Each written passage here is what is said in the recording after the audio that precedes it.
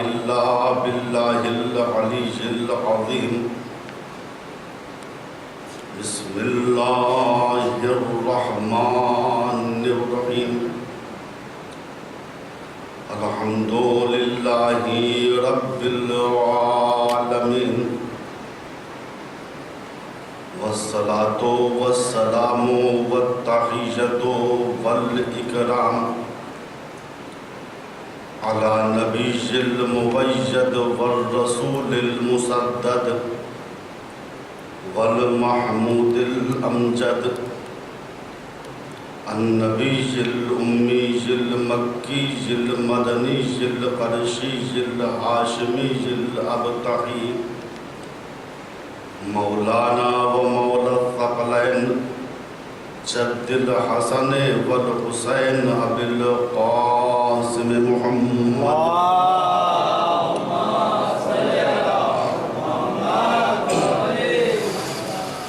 ثم الصلاة على علي بن أبي طالب الذي ضرب بين يدي رسول الله بسيفين وطعن برمحين وهاجر هجرتين وبايع البيعتين ولم يكفر بالله طرفة عين الذي ضربت علي يوم الخندق أفضل من عبادة الثقلين ثم الصلاة على آله الطيبين الطاهرين المعصومين المظلومين من الآن إلى قيام يوم الدين أما بعد فقد قال الله الحكيم بسم الله الرحمن الرحيم الذين يبلغون رسالات الله ويخشون ولا يخشون أحدا إلا الله وكفى بالله حسيبا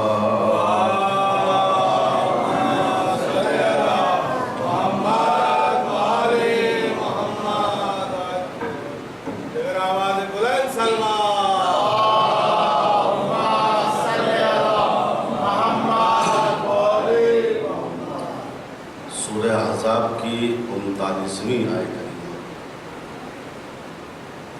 جس میں رب الارباب مد و ستائش و تعریف کر رہا ہے اپنے ان بندوں کی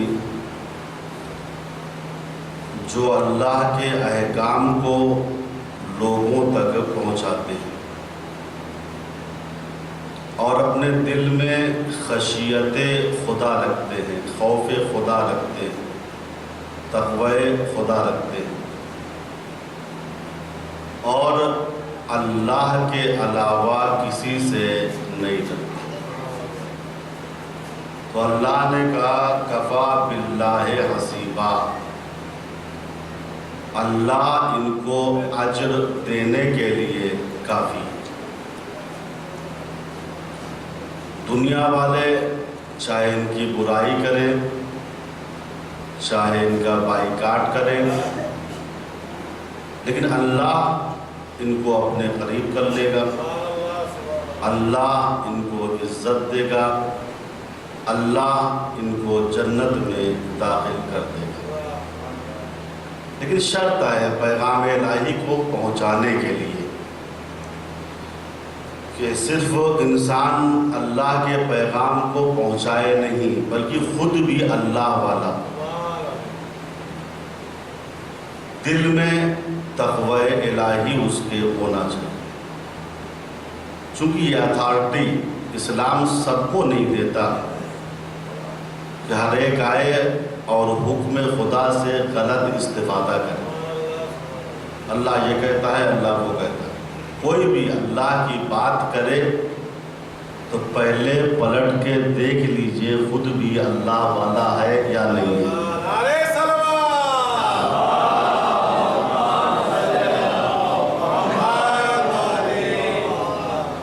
چونکہ حقیقی مومن اور ہوتا ہے اور منافق اور ہوتا ہے۔ ایمان اور ہے، نفاق اور ہے۔ ایمان کیا ہے؟ کہ سچے دل سے اللہ کی تصدیق ہو۔ نفاق کیا ہے؟ کہ زبان پر اللہ اور دل میں شیطان۔ فرق ہو گیا؟ جب تک زبان دل کا ساتھ دے وہاں تک ایمان، اور جہاں سے دل زبان سے جدا ہو جائے وہیں سے نفاق کی سرحدیں شروع ہو جاتی ہیں۔ تو اللہ نے کہا دھوکہ مت کھا جانا، بلکہ مقام عمل میں دیکھنا۔ کسی کی زبان پہ بہت جلدی یقین مت کر لینا کہ بہت اللہ والا ہے، بہت رسول والا ہے، بہت مذہب کی باتیں کرتا ہے۔ کہا زبان کے ساتھ مقام عمل میں دیکھ لینا، یہ عمل میں کتنا مسلمان ہے۔ اگر عمل میں مسلمان ہے زبان کے ساتھ تو حقیقی مومن ہے، لیکن اگر زبان پر اللہ ہے اور دل میں شیطان ہے تو اسی کو منافق کہتے ہیں۔ نفاق ہے کیا؟ توجہ فرمائیں، نفاق ہے کیا؟ چونکہ نفاق ایک صفت ہے، جس آدمی کے اندر یہ صفت نفاق ہوتی ہے اسے منافق کہتے ہیں۔ جیسے علم ایک صفت ہے، جس آدمی کے اندر صفت علم ہوتی ہے اسے عالم کہتے ہیں۔ سخاوت ایک صفت ہے، جس آدمی کے اندر صفت سخاوت ہوتی ہے اسے سخی کہتے ہیں۔ تو نفاق کے معنی کیا ہے؟ لغت اٹھا کے دیکھیے گا، ڈکشنری اٹھا کے دیکھیے تو آپ کو ملے گا نفاق کے معنی ہے صلوات اللہ محمد آ جائے گا۔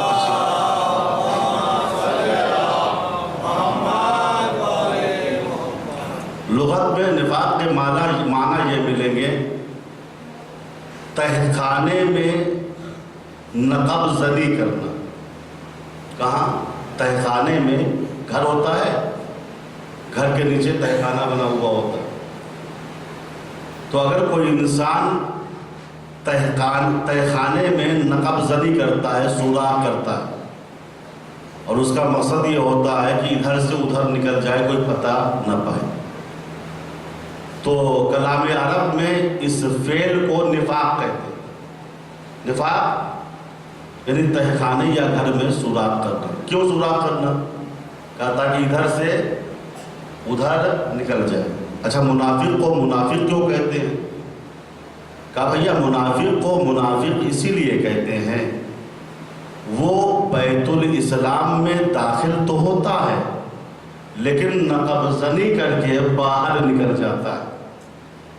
اسلام کے صدر دروازے سے داخل ہوتا ہے، چور دروازہ بنا کے نکل جاتا ہے، لیکن جو دور سے دیکھ رہا ہے اس کو دھوکہ ہو ہی جاتا ہے۔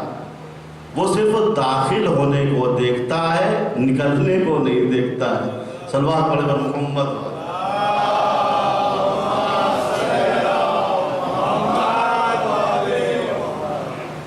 علامہ طبرسی ہمارے بہت بڑے عالم دین ہیں، انہوں نے اپنی تفسیر میں لکھا کہ منافق کو منافق اس لیے کہتے ہیں چونکہ منافق خرج من الاسلام میں الی الکفر، وہ اسلام کے دروازے سے داخل ہوتا ہے اور کفر کا چور دروازہ بنا کے نکل جاتا ہے۔ صدر دروازے سے داخل ہوتا ہے، سب دیکھیں فلاں صاحب داخل ہو گئے، لیکن نقب زنی کر کے دوسری طرف سے نکل جاتا ہے۔ لہٰذا عزیزو کبھی بھی دور سے فیصلہ نہ کرنا۔ فلاں بیت الاسلام میں داخل ہو گیا ہے، فلاں مسلمان ہو گیا ہے، فلاں نے کلمہ پڑھ لیا ہے، بلکہ قریب سے آ کے دیکھ لینا یہ بیت الاسلام میں تو داخل ہوا تھا، رکا یا نقب زنی کر کے باہر نکل گیا۔ صلوات پڑھے پر محمد وآلہ۔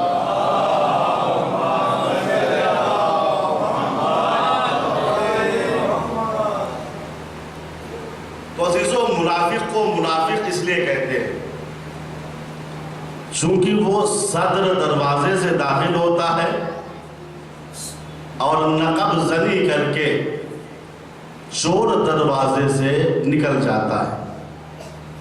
مومن کو مومن اس لیے کہتے ہیں چونکہ وہ جیسے ہی صدر دروازے سے داخل ہوتا ہے ویسے ہی بیت الاسلام کے اندر موجود رہتا ہے، وہ کسی سے ڈرتا نہیں ہے، اس کا ظاہر و باطن ایک ہوتا ہے۔ منافق یہ خطرناک چیز کا نام ہے چونکہ اس کا ظاہر و باطن ایک نہیں ہوتا۔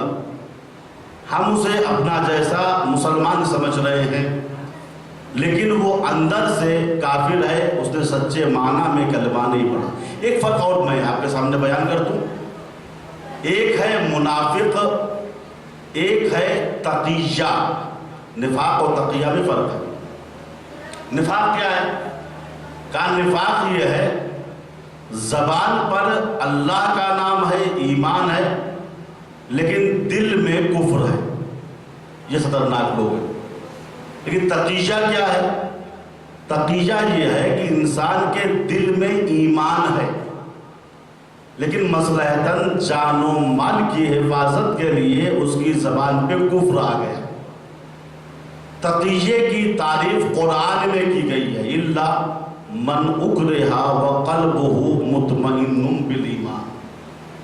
اللہ نے کہا کافروں کی مذمت ہے لیکن اگر کسی کو کفر پہ مجبور کر دیا جائے، وہ بیچارہ اپنی جان بچانے کے لیے زبان پہ کفر لے آئے، اللہ نے کہا اس کا شمار کافروں میں نہیں ہوگا، چونکہ دل میں ایمان ہے، زبان پہ کفر آ گیا تو کیا ہوا۔ لیکن منافق کون ہے؟ منافق اس کے برعکس ہے، اس کے الٹا ہے، اس کا اپوزٹ ہے۔ منافق وہ ہے جس کی زبان پہ ایمان ہے، اللہ ہے، رسول ہے، قیامت ہے، لیکن دل میں کفر ہے، شیطنت ہے، شرارت ہے۔ اسی لیے اللہ کے پیغمبر حضرت محمد مصطفیٰ صلی اللہ علیہ وآلہ وسلم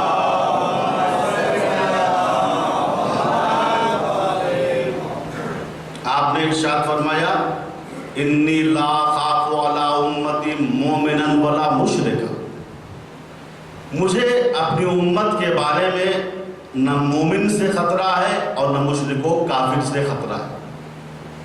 پھر اللہ کے پیغمبر امت کے بارے میں خطرہ کس سے؟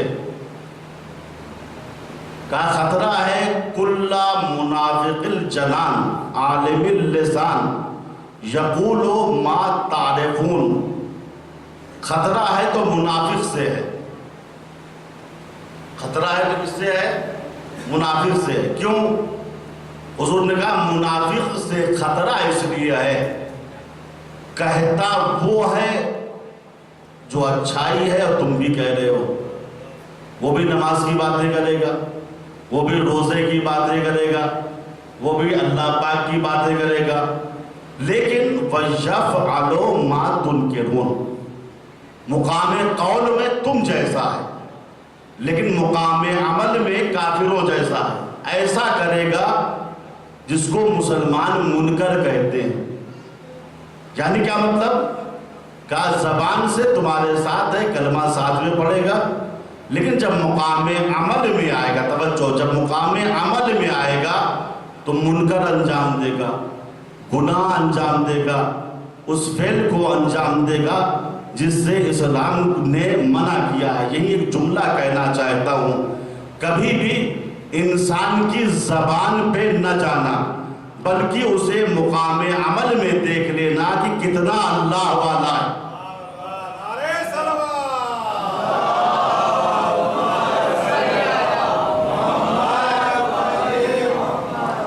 چونکہ عزیزو مومن اور منافق میں فرق یہی ہے، مومن جو دہن سے کہتا ہے، منہ سے کہتا ہے، وہی عمل کرتا ہے، لیکن منافق منہ سے کچھ کہتا ہے، اللہ رسول کی باتیں کرے گا، لیکن مقام عمل میں شیطانی فعل کو انجام دیتا ہے۔ اسی لیے قرآن نے مومن اور متقی کی پہچان یہ بیان کی، بسم اللہ الرحمن الرحیم، الف لام میم ذالک الکتاب لا ریب فیہ ھدی للمتقین الذین یؤمنون بالغیب ویقیمون الصلاۃ ومما رزقناہم ینفقون۔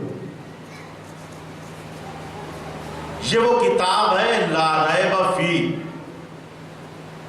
جس میں کوئی ریب نہیں ہے، جس میں کوئی شبہ نہیں ہے، جس میں کوئی شک نہیں ہے، ٹھیک؟ ھدی للمتقین، یہ قرآن ہدایت ہے متقین کے لیے، مومنین کے لیے۔ کون متقین؟ کالذین یؤمنون بالغیب، متقی وہ ہے قرآن کی اصطلاح میں جو غیب پر ایمان رکھتے ہیں۔ توجہ کرو، متقی کون ہے؟ الذین یؤمنون بالغیب، جو غیب پر ایمان رکھتے ہیں اور نماز کو قائم کرتے ہیں۔ غیب پر ایمان نہیں، اعتقاد ان کا پکا ہے، نماز پڑھتے ہیں یعنی عمل میں بھی پختہ ہے۔ پھر تیسری صفت وَمِمَّا رَزَقْنَاهُمْ يُنْفِقُونَ، اور اللہ نے جو ان کو روزی دی ہے، رزق دیا ہے، اس میں وہ بخل نہیں کرتے، کنجوسی نہیں کرتے، ينفقون وہ خرچ کرتے ہیں، خمس نکالتے ہیں، زکوٰۃ ادا کرتے ہیں، غریبوں کی مدد کرتے ہیں، کار خیر میں خرچ کرتے ہیں۔ یہ ہے مومن اور متقی کی پہچان۔ تو قرآنی لحاظ سے انسان تین طرح کے ہوتے ہیں۔ کتنی طرح کے؟ تین طرح کے۔ ایک ہے مومن و متقی، ایک ہے منافق اور دھوکے باز، منافق اور دھوکے باز۔ آپ میرا منہ دیکھ رہے ہیں، منافق کے ساتھ آپ نے دھوکے باز کیوں لگا دیے بھیا؟ جو رسول کے ساتھ دھوکا کرے وہ مسلمانوں کے ساتھ سچائی سے پیش نہیں آ سکتا۔ تو تین قسمیں قرآنی لحاظ سے انسانوں کی، مومن و متقی، منافق اور دھوکے باز، تیسری قسم مشرک و کافر۔ ان کو نکال دیجیے، ان سے ہمارا ربط نہیں۔ بحث ہماری صرف مومن و متقی اور منافق و دھوکے باز میں۔ مومن کے اندر قرآن نے کہا تین تقوی ہوتے ہیں، ذہن میں رکھیے گا۔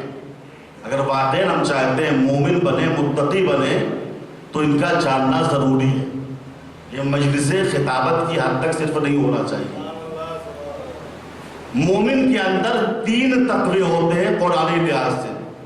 الذین یؤمنون بالغیب، مومن کا اعتقاد پکا ہوتا ہے، مومن کے پاس تقوی اعتقادی ہوتا ہے، یعنی مومن اعتقاد میں متقی ہوتا ہے۔ وَيُقِيمُونَ الصَّلَاةَ، مومن کے پاس دوسرا تقوی عبادی ہوتا ہے، یعنی مومن عبادت گزار ہوتا ہے۔ وَمِمَّا رَزَقْنَاهُمْ يُنْفِقُونَ، جو اللہ نے روزی دیا اس کو خرچ کرتا ہے۔ اس کو اصطلاح شریعت میں کہتے ہیں تقوی مالی، مال کا تقوی۔ تو مومن کے پاس اس آیت کے ضمن میں عرض کر رہا ہوں کہ تین تقوی ہوتے ہیں، تقوی اعتقادی، تقوی عبادی اور تقوی مالی۔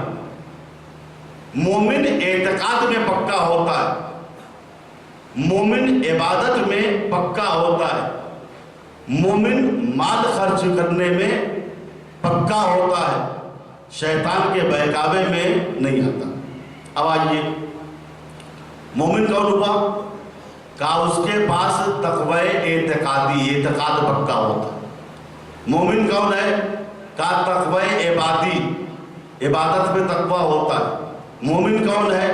کہا تقوی عبادی کے ساتھ تقوی مالی بھی اس کے اندر پایا جاتا ہے۔ جب تین تقوی کسی انسان میں جمع ہو تو اصطلاح شریعت میں اسے متقی کہتے ہیں۔ اب جب یہ متقی کی شان ہے تو جو امام المتقین ہوگا اس میں یہ تقوی کیسے ہوں گے؟ علی کا اعتقاد ایسا کہ کہتے ہوئے نظر آتے ہیں لو کشف الغطاء مازددت یقینا اگر اب توحید الہی کے پردوں کو اٹھا بھی دیا جائے تو علی کے یقین میں ذرہ برابر اضافہ نہ ہوگا۔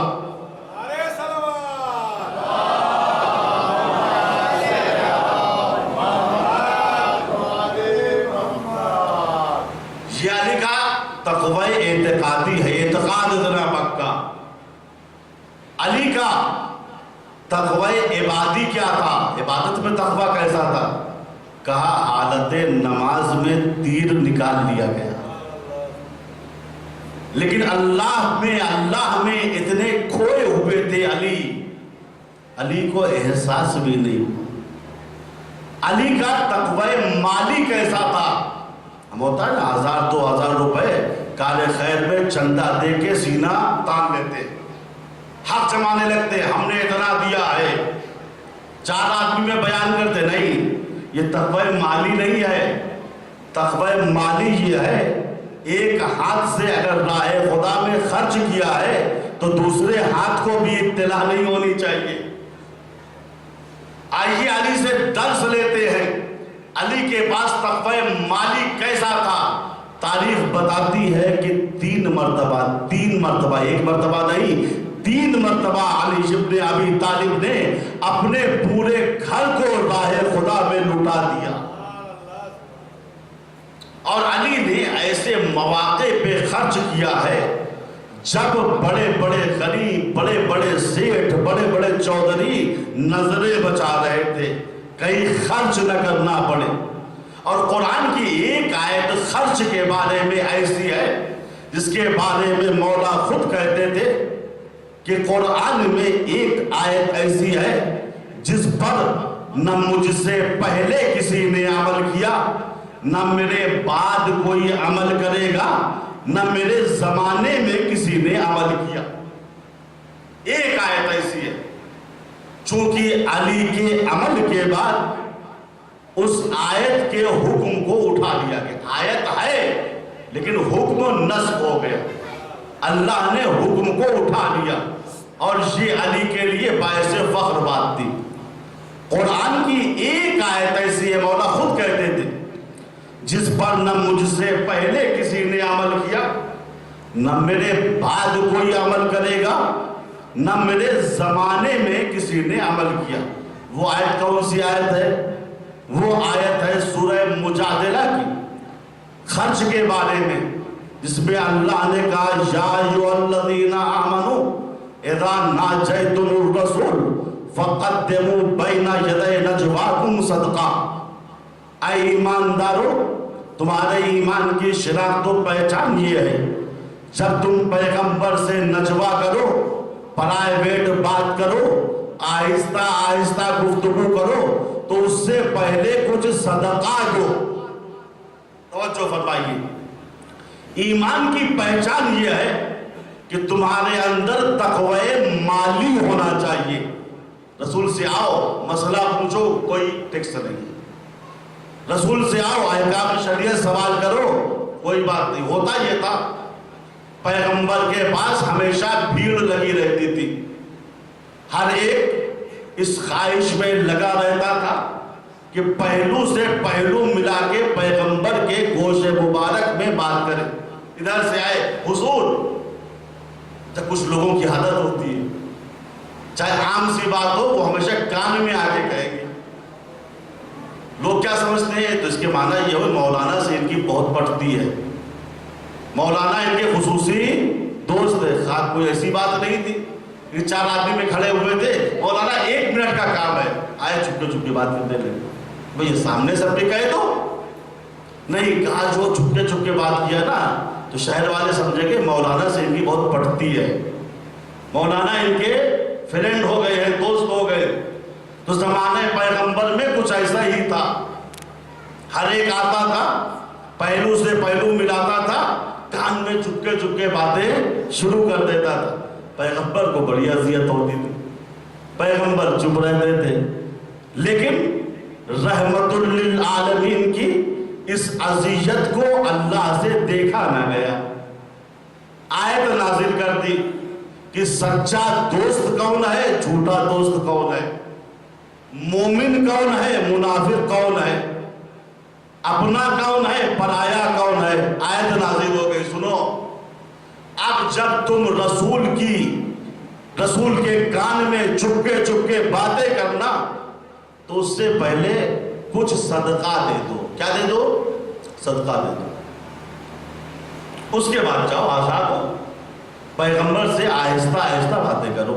دیکھیے، اگر آیت میں یہ کہا جاتا کہ پیغمبر سے اگر پرائیویٹ گفتگو کرنی ہے، نجوہ کرنا ہے تو ہدیہ دو، تحفہ دو، گفٹ دو، تو پیغمبر کے اوپر انگلیاں اٹھ جاتی. پیغمبر یہ پیسہ اپنے لیے مانگ رہے ہیں اور اپنے اہل و عیال کے لیے مانگ رہے ہیں. یا یہ کہا جاتا مال کا 5واں حصہ دے دو، خمس دو، پھر بھی تہمت لگ جاتی کہ پیغمبر اپنے لیے مانگ رہے ہیں، اپنی آل کے لیے مانگ رہے ہیں. لیکن قرآن نے کہا ہدیہ نہیں چاہیے، گفٹ نہیں چاہیے، خمس نہیں چاہیے. پیغمبر کے پاس جب نجوہ کرنے آؤ تو پہلے صدقہ دو. صدقہ میرے پیغمبر پہ حرام ہے، ان کی آل پہ حرام ہے، تمہارا مال تمہارے اوپر خرچ ہوگا. لیکن سچے مسلمان کی نشانی یہ ہے، اگر اسے نجوہ کرنا ہے تو صدقہ دینا پڑے گا. اب یہ تاریخ بتاتی ہے، ابھی تک تو مجمع لگا ہوا تھا، جیسے ہی یہ آیت نازل ہوئی پورا مجمع صاف ہو گیا. کوئی ادھر چلا گیا، کوئی ادھر چلا گیا، پیغمبر کی بس میں خلوت ہو گئی. عزیزو، قرآن نے زیادہ پیسہ نہیں مانگا، کچھ دو. بڑے بڑے غنی، بڑے بڑے سیٹ، بڑے بڑے غنی، بڑے بڑے سیٹ رخصت ہو گئے، پیغمبر کی بس میں کئی دنوں تک حاضر نہیں ہوئے. دنیاوی غنی ہونا اور ہے، اور خدا کی طرف سے امیر المومنین ہونا اور ہے. دنیاوی غنی کھسک گئے، لیکن اس موقع میں امیر المومنین آگے آیا. لکھا ہے علی کے پاس 1 دینار تھا، بازار گئے، توڑایا، 10 درہم بنے. اس زمانے میں سونے کے سکے کو دینار کہتے تھے، چاندی کے سکے کو درہم کہتے تھے. درہم اور دینار میں 1/10 کا فاصلہ تھا. تو علی نے سونے کے سکے کو توڑایا تو 10 عدد چاندی کے سکے بنے. پیغمبر کی بزم میں آئے، 1 درہم صدقہ رکھا، نجوہ کیا، پرائیویٹ بات کی، چلے گئے. اس دن بھی علی کے علاوہ کوئی نہیں. دوسرا دن نمودار ہوا، پھر علی آئے، صدقہ دیا، نجوہ کیا، چلے گئے. یہاں تک کہ مورخین لکھتے ہیں کہ 10 دن تک مسلسل علی آتے رہے، نجوہ کرتے رہے، گفتگو کرتے رہے، صدقہ دیتے رہے.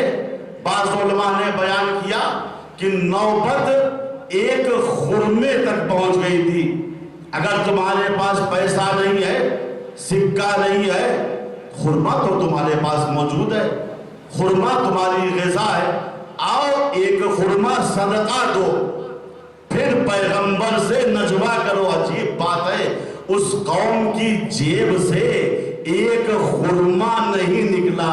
بعض علماء نے فرمایا یاد رکھنا، جس قوم کی جیب سے 1 خرمہ نہ نکلے وہ قوم پورا باغ کیسے دے سکتی تھی.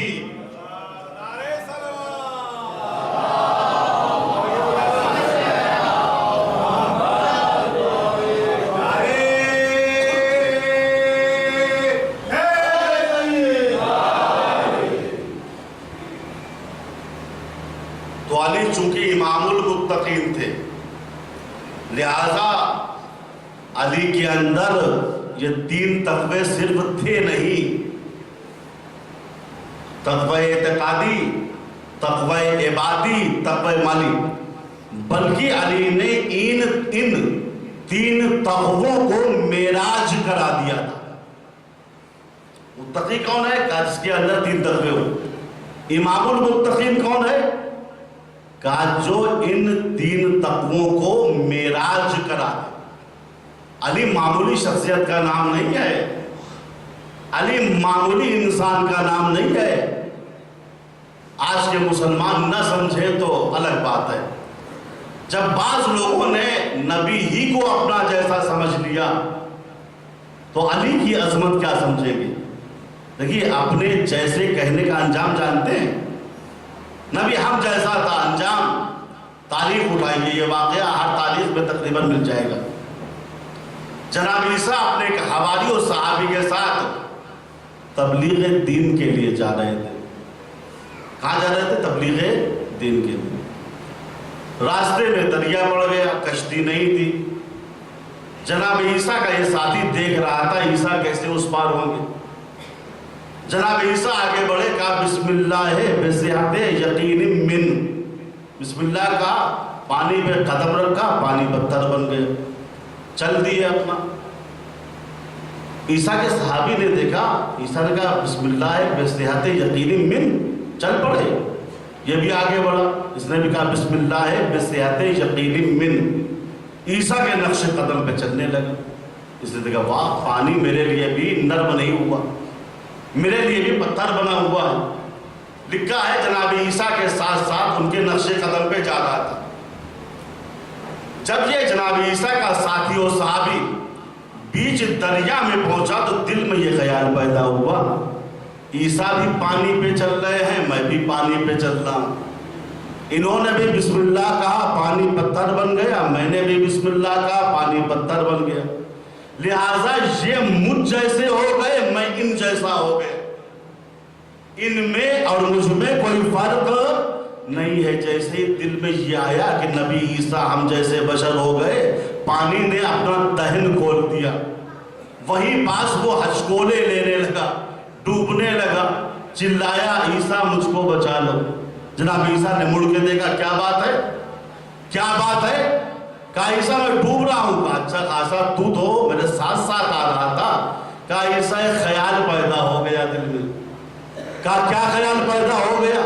کہا خیال یہ پیدا ہوا کہ آپ بھی پانی پہ چل رہے ہیں، میں بھی پانی پہ چل رہا ہوں۔ آپ نے بھی بسم اللہ کہا، پانی آپ کے لیے پتھر بن گیا، میں نے بھی بسم اللہ کہا، پانی میرے لیے پتھر بن گیا۔ لہٰذا آپ مجھ جیسے ہو گئے، میں آپ جیسا ہو گیا۔ نبی نے کہا پھر تیرا حق ہے کہ تو ڈوب جا۔ بات واضح ہو گئی، جو نبی کو اپنا جیسا بشر سمجھتا ہے اس کے مقدر میں ڈوبنا ہی ڈوبنا ہے۔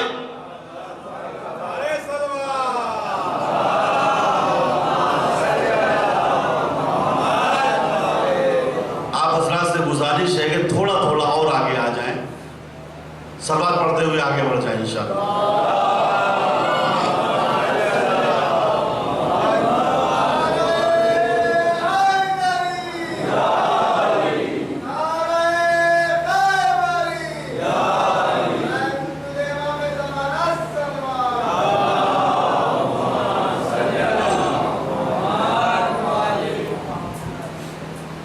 عیسیٰ نے کہا ہے میرے صحابی، تیرے دل میں کون سی خیانت پیدا ہوئی؟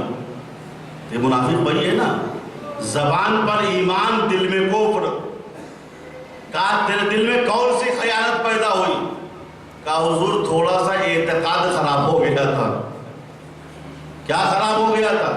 کہا دل میں یہ پیدا ہوا کہ آپ بھی پانی پہ چل رہے ہیں، میں بھی پانی پہ چل رہا ہوں، آپ بھی خدا کے بندے ہیں، میں بھی خدا کا بندہ ہوں۔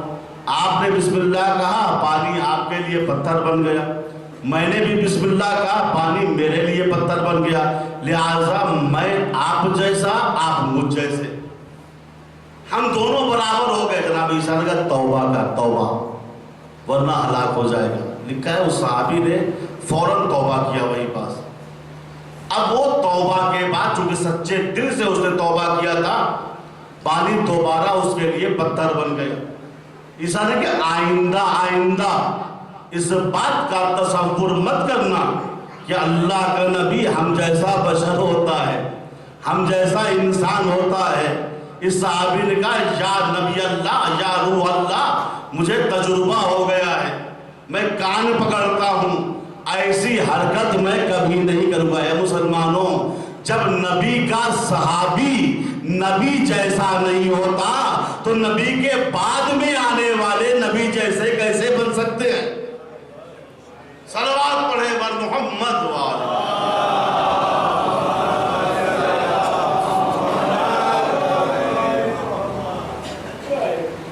تو عزیزو، اگر سچا مومن ہے انسان، اعتقاد میں متقی ہے، تو پانی اس کے لیے پتھر بن جاتا ہے۔ لکھا ہے کہ ایک یہودی جو بہت بڑا عالم تھا، اس میں اعظم جانتا تھا، وہ پانی پہ چلتا ہوا اس پار سے اس پار جا رہا تھا۔ اس نے دور سے دیکھا ایک مسلمان جا رہا ہے، سوچا اچھا ہے کہ اپنی حقانیت کو اس مسلمان پہ ظاہر کر دوں۔ اس یہودی نے کہا ہے مسلمان نے سر اٹھایا، کیا بات ہے؟ کہا دیکھو ہماری حقانیت کو، ہم یہودی وہ ہیں جو اس میں اعظم پڑھ کے پانی پہ چل دیتے ہیں، کیا تمہارے پاس کوئی کرامت ہے، کوئی معجزہ ہے؟ مسلمان نے کہا رک جا۔ یہودی رکا، یہ مسلمان بھی پانی پہ چلتا ہوا اس یہودی کے قریب پہنچ گیا۔ یہودی گھبرا گیا، پریشان ہو گیا، کہا مسلمان تو نے کون سا اس میں اعظم پڑھا ہے کہ تیرے لیے یہ پانی پتھر بن گیا؟ اس مسلمان نے کہا پہلے تو بتا تو نے کون سا اس میں اعظم پڑھا ہے؟ یہودی نے کہا میں نے اس میں اعظم میں پیغمبر کے آخری وصی علی کا نام لیا ہے۔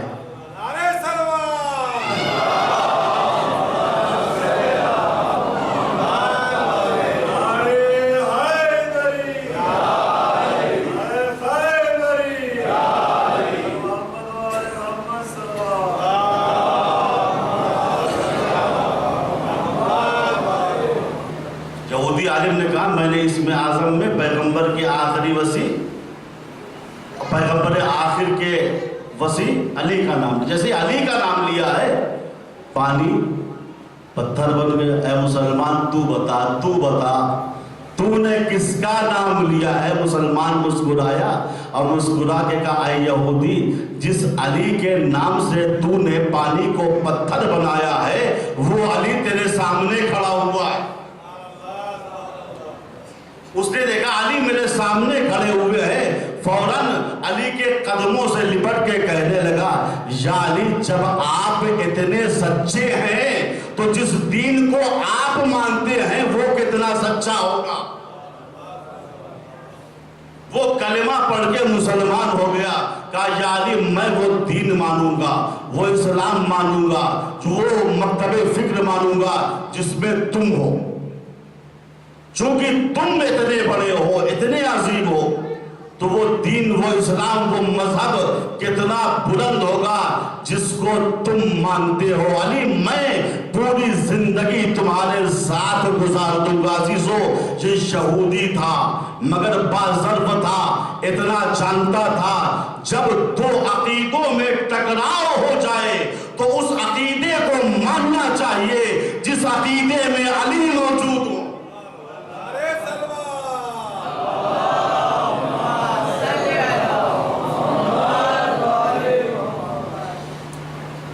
کہ علی کے بغیر سچا مسلمان انسان ہو ہی نہیں سکتا، علی کے بغیر مومن ہو ہی نہیں سکتا ہے، چونکہ علی کل ایمان ہے۔ جب تک کل ایمان کو نہ مانیے گا تو مومن کیسے بن جائے گا؟ جب تک امام المتقین کے سامنے سر تسلیم کو خم نہ کیجیے گا تب تک متقی نہیں بن سکتے۔ اور یہ بات پہلے کے لوگ بھی جانتے تھے، پیغمبر کے منہ سے بارہا سنا تھا الحق مع علی والعلی مع الحق، حق علی کے ساتھ ہے اور علی حق کے ساتھ۔ لکھا ہے کہ ایک شخص مسجد میں داخل ہوا، پیغمبر کا زمانہ تھا، اصحاب بیٹھے ہوئے تھے، مولا بھی بیٹھے ہوئے تھے، دروازہ کھولا، مسجد میں بڑی تیزی کے ساتھ آئے اور رسول سے چند مسئلوں کو پوچھا۔ پوچھنے کے بعد جانے کے لیے کھڑا ہوا تو ایک مرتبہ اصحاب پہ نظر ڈالی۔ اس نے دیکھا ان زمینی ستاروں میں قمر امامت بھی بیٹھا ہوا ہے، ان رضی اللہ میں وجہ اللہ بھی موجود ہے۔ علی بھی کھڑے ہوئے تھے نکلنے کے لیے، یہ اجنبی آدمی دوڑ کے علی کے پاس آیا، ان کا ہاتھ پکڑا اور مسجد سے باہر نکل گیا۔ رسول نے آواز دی، اے میرے اصحاب، من ارادہ ان ینظر الی رجل من اہل الجنہ فلینظر بہذا الرجل۔ اے لوگو، اگر تم کو جنتی آدمی دیکھنا ہے تو جو آدمی ابھی علی کا ہاتھ پکڑ کے گیا ہے اس کو جا کے دیکھ لو۔ جنتی دیکھنا ہے تو جاؤ، جو علی کا ہاتھ پکڑ کے گیا ہے اس کو دیکھ لو۔ عزیزو یاد رکھنا، جنتی بننے کے لیے صرف مسجد جانا ضروری نہیں ہے کہ مسجد میں چلے گئے جنتی بن گئے، بلکہ مسجد میں آنے کے بعد دیکھنا یہ ہے کہ اس نے علی کے دامن کو تھاما ہے یا نہیں تھاما۔ چونکہ اس اجنبی انسان نے علی کے دامن کو تھاما تھا، مسجد میں آیا، علی کے دامن کو تھاما، نکل گئے۔ دامن کا تھامنا اس کے معنی ہے تمسک کرنا، اطاعت کرنا، بات مانی، دنیاوی دامن نہیں ہے کسی کے دامن سے لپٹ گیا، یعنی علی سے تمسک کیا، ان کی محبت کو دل میں اتارا، نکل گیا۔ رسول نے کہا اگر تم جنتی آدمی کو دیکھنا چاہتے ہو تو جو آدمی ابھی گیا ہے اس کو جا کے دیکھ لو۔ ایک صاحب تھے جن کو اپنی قرآن فہمی پہ بڑا ناز تھا، توجہ، وہ اکثر کہا کرتے تھے بھیا ہمارے لیے اللہ پاک کی کتاب کافی ہے۔ انہوں نے جب پیغمبر کے منہ سے جملہ سنا، دوڑ کے اس اجنبی آدمی کے پاس آئے، کہا بھیا ایک التماس ہے۔ کیا بات ہے؟ کہا میرے لیے جنت کی دعا کر دو۔ کیا کرو؟ میرے لیے جنت کی دعا کر دو۔ وہ اجنبی آدمی بھی بڑا سخت تھا، وہ جانتا تھا کس کے لیے دعا کرنا ہے کس کے لیے نہیں کرنا۔ اس نے پلٹ کے ان کو دیکھا، کیا کہا؟ کہا حضور پاک نے یہ فرمایا ہے کہ آپ جنت جائیں گے، آپ جنتی آدمی ہیں اور جنتی آدمی کی دعا رد نہیں ہوگی۔ میرے لیے جنت جانے کی دعا کر دو۔ آدمی کہتا ہے دعا کر دیتا ہے دوسرا آدمی، لیکن نہیں، یہ جنت کی دعا منگوا رہے تھے۔ وہ آدمی بڑا کٹر تھا، اس نے کہا بھیا دعا کیوں کروا رہے ہو؟ دعا کیوں کروا رہے ہو؟ جو کام میں نے کیا ہے وہی کام تم کر لو۔ علی کا دامن میں نے پکڑا ہے، تم بھی علی کا دامن پکڑ لو۔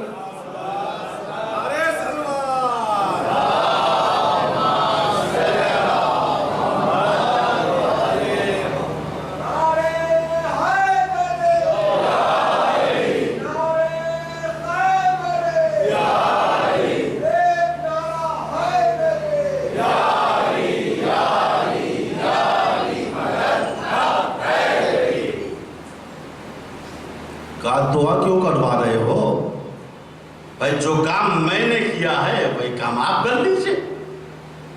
علی کا دامن میں نے پکڑا ہے، علی کا دامن آپ بھی پکڑ لیجئے۔ کہا وہ تو نہیں ہو پائے گا، وہ نہیں ہو پائے گا۔ کہا پھر میں دعا بھی نہیں کروں گا، چونکہ اگر تم نے علی کے دامن کو تھام لیا تو جنت میں چلے جاؤ گے، میری دعا کی ضرورت نہیں ہے۔ اور اگر تم نے علی کے دامن کو چھوڑ دیا تو میری دعا تمہارے کام نہیں آئے گی۔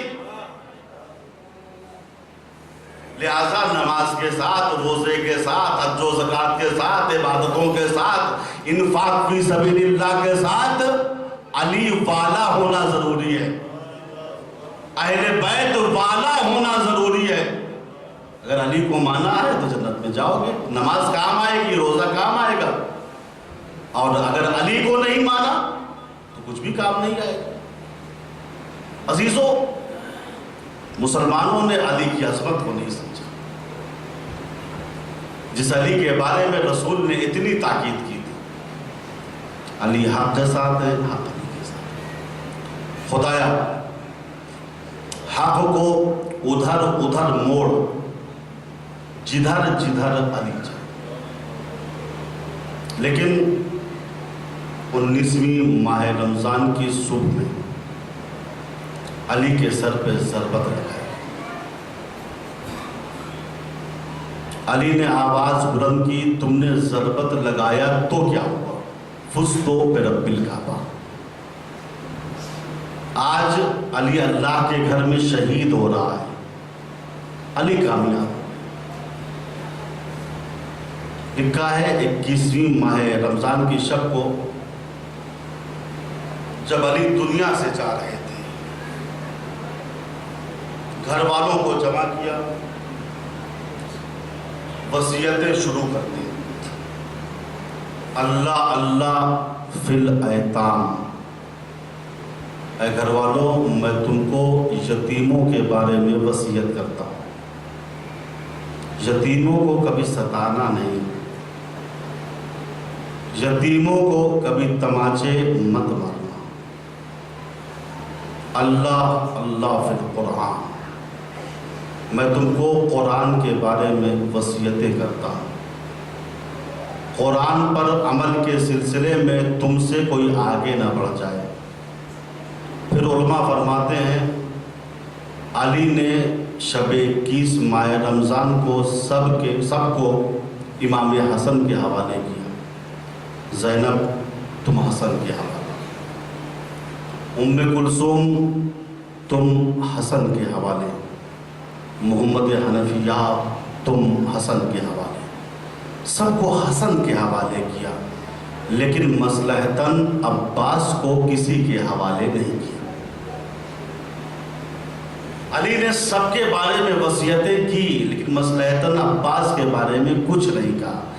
مادر عباس ام البنین دور سے اس منظر کو دیکھ رہی تھی، تڑپ گئی، روتی ہوئی آئی، علی کے سرانے کھڑی ہوئی اور ہاتھ جوڑ کے کہا میرے وارث، میرے لال عباس سے کون سی خطا ہو گئی ہے؟ آپ نے سب کو امام حسن کے حوالے کیا، سب کے بارے میں وصیتیں کی، مگر میرے لال عباس کو کسی کے حوالے نہیں کیا. علی کی آنکھوں میں آنسو آ گئے. ایک اشارے سے حسین کو بلایا، ایک اشارے سے عباس کو بلایا. عباس کا ہاتھ حسین کے ہاتھوں میں دیا، حسین کا ہاتھ عباس کے ہاتھوں میں دے کے کہا بیٹا عباس، جب تک یہ بازو سلامت رہے زہرا کی کمائی پہ آنچ نہیں آنی چاہیے. اجرکم اللہ. اسی لیے آزادارو، جب تک کربلا میں عباس کے بازو سلامت تھے کسی میں مجال نہ تھی جو خیام حسینی کی طرف نظریں اٹھا سکتا. آج باب الحوائج کے مصائب ہم پڑھ رہے ہیں. عباس باب الحوائج ہے، ان کے در سے دعا رد نہیں ہوتی. روایتیں کہتی ہیں فاغتنموا الدعاء عند الرقہ، جب تمہارے اوپر رقت طاری ہو تو دعا کو غنیمت سمجھو. تمہاری دعائیں مستجاب ہوں گی، تمہاری دعائیں قبول ہوں گی. عباس باب الحوائج ہے. عباس اس وفادار و غیرت دار انسان کا نام ہے جس نے اپنے آقا حسین کی کبھی برابری نہیں کی. شب عاشور اپنی سیکل کی ہوئی تلوار کو آقا حسین کے ہاتھوں سے توڑتے ہوئے دیکھا. شدت جذبات سے جسم تھرتھرانے لگا، لیکن زبان سے اف تک نہ کیا. عباس سکینہ کے سقا کا نام ہے. جب تک عباس زندہ تھے زینب کی ڈھارس بندھی ہوئی تھی. اسی لیے عباس جب حسین کے قدموں پہ آئے کہا آقا حسین سب شہید ہو گئے، اب مجھے بھی مرنے کی اجازت دے دیجیے. حسین نے ایک جملہ کہا تھا بھیا عباس تم میرے لشکر کے علمدار ہو، میں تم کو کیسے اجازت دے دوں. عباس نے دائیں دیکھا، پھر بائیں دیکھا، پھر آسمان کی طرف رخ کیا، ایک جملہ کہا آقا اب وہ لشکر ہی کہاں رہا جس کا میں علمدار تھا؟ اب جہاں لشکر ہے وہیں جا کے علمداری کے فرائض کو انجام دوں گا۔ اتنے میں خیمے کا پردہ اٹھا، کچھ چھوٹے چھوٹے بچے خالی کوزے لے کے نکل آئے، حسین کے قدموں سے لپٹ گئے۔ آقا حسین پیاس مارے ڈال رہی۔ حسین نے کہا بھیا عباس کچھ سن رہے ہو؟ بچے پیاس سے تڑپ رہے ہیں، پہلے ان کے لیے پانی کی سبیل کر دو۔ عباس خیمے میں آئے، مشک و علم کو لیا، چاہتے ہیں خیمے سے نکلے، ثانیہ زہرا جناب زینب کی نظر پڑ گئی۔ ایک جملہ کہا بھیا عباس تم بھی جا رہے ہو؟ عباس نے کہا شہزادی آج رہا کون ہے؟ کہا جاؤ عباس مجھے یقین ہو گیا، جاؤ بھیا جاؤ مجھے یقین ہو گیا۔ عباس نے کہا شہزادی آپ کو کس بات کا یقین ہو گیا؟ نہیں بھیا تم کو جاننے کی جلدی ہے، اب روز قیامت جب ملاقات ہوگی وہاں بتا دوں گی۔ ایک مرتبہ عباس نے کہا نہیں شہزادی مجھے جانے کی کوئی جلدی نہیں ہے، میں پہلے سنوں گا اس کے بعد مقتل جاؤں گا۔ جناب زینب نے کہا بھیا عباس بیٹھ جاؤ۔ عباس بیٹھ گئے۔ کہا بھیا میرا بچپن تھا، میں بابا علی کی آغوش میں بیٹھی ہوئی تھی، ایک تیز ہوا چلی، میرے شانوں سے میری ردا کھسک گئی، بابا علی نے میرے شانوں کے بوسے لیے اور چیخ مار کے رونے لگے۔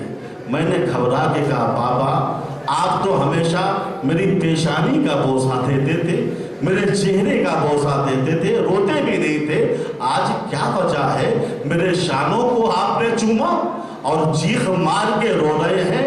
تو بابا نے کہا بیٹی زینب ایک دن ان شانوں میں رسی باندھی جائے۔ جناب زینب فرماتی بھیا عباس بابا علی کی بات تو غلط نہیں ہو سکتی تھی، مگر خدا تم کو سلامت رکھے، جب تم جوان ہوئے دشمنوں کے درمیان سے گزرتے تھے تو میں یہ سوچا کرتی تھی جس بہن کا عباس جیسا بھائی ہو کس میں مجال ہے کہ اس کے شانوں میں رسی باندھے، مگر بھیا تم آج جا رہے ہو، زینب کو یقین ہو گیا کہ ان شانوں میں رسی ضرور باندھی جائے گی۔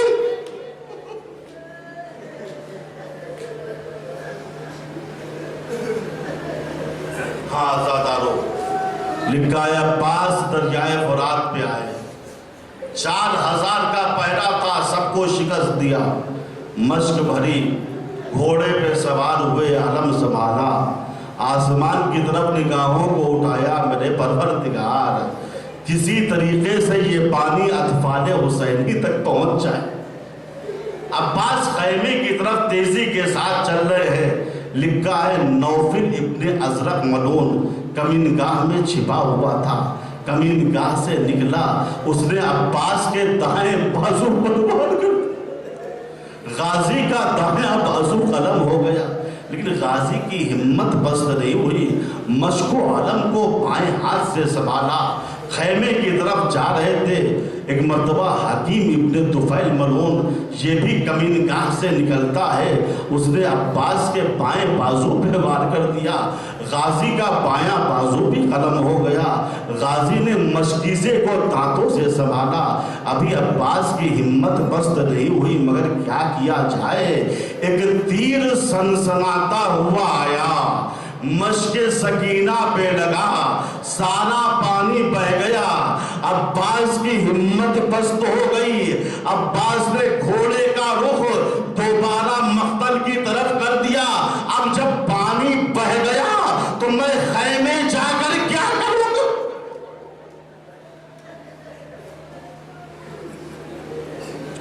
اسی اثنا میں ایک تیر آیا جو عباس کی آنکھ میں لگا۔ عزاداروں بڑی مصیبت ہے، عباس کے ہاتھ کر چکے ہیں، تیر عباس کی آنکھ میں لگا۔ سوچو اگر ہماری آنکھ میں ایک تنکا چلا جاتا ہے تو کتنی تکلیف ہوتی ہے، لیکن ہمارے پاس ہاتھ ہوتے ہیں، ہم ہاتھ کی مدد سے تنکے کو نکال لیتے ہیں، مگر ہائے غازی عباس کی آنکھ میں تیر اس وقت لگا ہے جب آپ کے دونوں ہاتھ قلم ہو گئے۔ یہی وہ مصائب تھے عزادارو جس کو محمد علی خراسانی نے نجف میں پڑھا تھا، کربلا میں پڑھا تھا۔ محمد علی خراسانی ایک بہت بڑے خطیب تھے، انہوں نے مجلس میں غازی عباس کے مصائب کو پڑھا، ایک جملہ کہا جس پر مومنین بہت روئے، وہ جملہ یہی تھا، اللہ نے غازی کی مصیبت، جب آپ کے دونوں شانے قلم ہو گئے تھے اس وقت آپ کی ایک آنکھ میں تیر لگا۔ جب خطیب نے مصائب کو پڑھا مجمع بہت رویا۔ وہاں ایک بہت بڑے عالم دین موجود تھے جن کا نام تھا محمد ابراہیم قزوینی، یہ حرم حضرت ابو الفضل عباس کے امام جماعت بھی تھے، یہ عالم دین بھی بہت روئے۔ لیکن جب مصائب ختم ہو گئے عالم دین خطیب کے پاس آئے، خطیب ایسے مصائب کیوں پڑھتے ہو جس کی سند زیادہ معتبر نہیں ہے، آئندہ اس مصائب کو مت پڑھنا۔ خطیب چپ ہو گیا، عالم دین گھر آئے، رات ہوئی، سوئے، خواب میں غازی عباس کو دیکھا۔ کیا دیکھا؟ غازی عباس آئے ہیں اور عرض کرتے ہیں اے عالم دین، کیا تم کربلا کے میدان میں موجود تھے؟ جو تم کو معلوم ہوتا کہ مجھ عباس پر کون کون سی مصیبت پڑی ہے۔ سنو، جب میرے دونوں شانے قلم ہو گئے، میری ایک آنکھ میں تیر لگا، میں نے کئی مرتبہ سر کو جھٹکا دیا کہ تیر نکل جائے، تیر تو نہ نکلا لیکن سر سے عمامہ گر گیا۔ پھر میں نے سوچا لاؤ گھٹنے سے دام کے تیر کو نکال لوں۔ ابھی میں تیر نکال رہا تھا، ایک شقی نے گرز کا بھار میرے سر پہ کر دیا۔ ہائے دل کی حسرت دل میں رہ گئی۔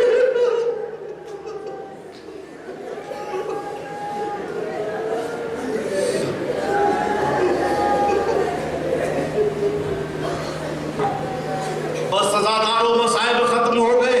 جب کوئی بلندی سے گرتا ہے تو ہاتھوں کو زمین پہ ٹیک دیتا ہے، لیکن ہائے غازی عباس کے ہاتھ پہلے قلم ہو چکے تھے۔ آپ کس طریقے سے زمین پہ آئے، بس ایک روایت جو بزرگان نے بیان کی سن لیجئے، پھر التماس دعا۔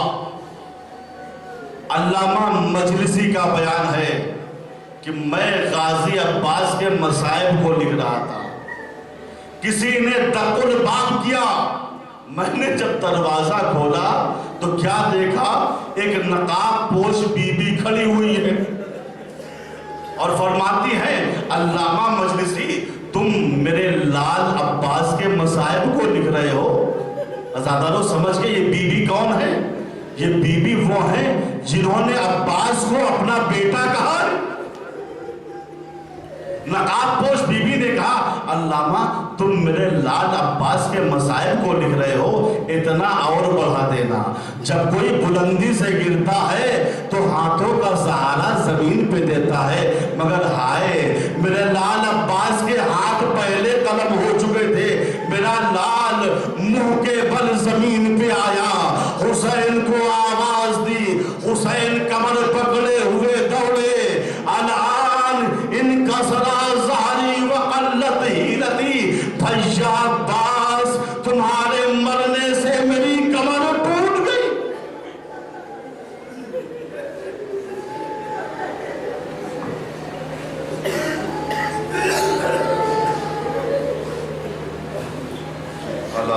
لعنت اللہ علی القوم الظالمین وسیعلم الذین ظلموا ایا منقلب ینقلبون۔ خدایا اس مختصر سی عبادت کو قبول فرما، خدایا جو ہم میں پریشان حال ہیں ان کی پریشانیوں کو دور فرما، خدایا جو ہم میں مقروض ہے ان کے قرضوں کو عطا فرما، خدایا ہم سب کی عاقبت بخیر فرما، خدایا جو افراد ہمارے درمیان بیمار ہیں بحق بیمار کربلا ان سب کو شفائے کاملہ و عاجلہ عطا فرمائے۔